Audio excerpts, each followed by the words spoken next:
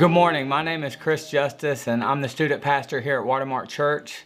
The Lord called me into student ministry several years ago, and just last year He called my family and I from Florida to do ministry here at Watermark. We have been blessed to be here with all of you. I want to share with you all this morning a passage of Scripture that has been foundational in our ministry. You see, Jesus commissioned all of us to go out and to share the gospel with the world. So first and foremost, our goal in ministry is to share the gospel unapologetically with everyone, especially those within our realm of influence. However, we live in a world today where there is so much distrust for one another and so many other religious systems being peddled that sharing the true gospel of Christ can be very difficult. We must be intentional in how we build relationships. We must become gospel-dominated Christians.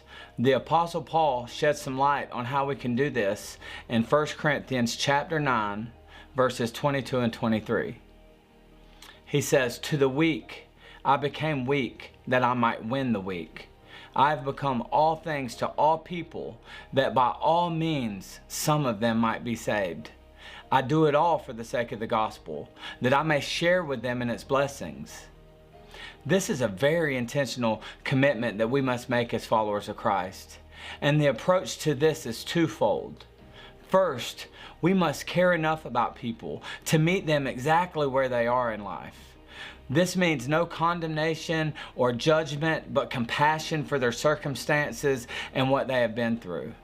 Of course, we don't condone sin or follow the world into its sin, but we share Jesus with them because He is the one that loves them too much to leave them there. We are to speak truth. And Ephesians 4:25 tells us that we are to speak that truth in love because we can have everything right. We can have the right words, the right doctrines, the right theologies, all the right systems, but if we don't have love, we are nothing. Without love, we gain nothing. Without love, we are but a noisy gong or a clanging cymbal. The second part is this. Paul is not just talking about sharing the gospel with those who don't know Christ in this passage. When Paul mentions the weak, he is talking about those saved Christians in the church at Corinth who are still very immature in their faith. So not only are we to evangelize the lost, but we are to help grow our brothers and sisters and children in Christ to full Christian maturity. If the Apostle Paul didn't exclude himself from this work, neither can we. I'm going to end with this. Some may be inclined to think that Paul is instructing us to be nothing but a compromiser. That couldn't be farther from the truth.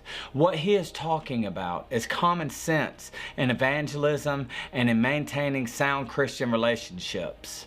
Let us not forget what we just celebrated on Christmas Day.